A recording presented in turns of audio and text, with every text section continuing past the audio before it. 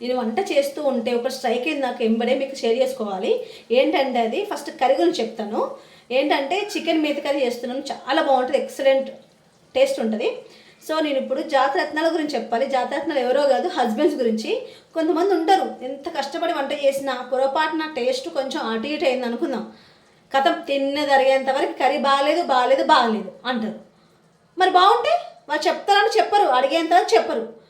అడగాలి కర్రీ బాగుందని, బాగుంది అని ఒక మాట వదిలేస్తారు. అదేంటి, కర్రీ బాగాలేనప్పుడు బాగాలేదని 100 సార్లు చెప్పిన వాళ్ళు మరి కర్రీ బాగున్నప్పుడు 101 చెప్పాలి కదా కర్రీ బాగుందని. అడిగేంత వరకు చెప్పాలి మరి కర్రీ బాగుందని, అప్పుడే మన ఈగో సాటిస్ఫాక్షన్ అవుతుంది కదా. అర్థం చేసుకోరు. ఇంతకు మరి నా జాతరత్నం తిని ఏమంటాడో చూడాలి. మీకు ఫైనల్కి చూపిస్తాను నేను. కర్రీ ఎలా ఉందో చెప్పండి.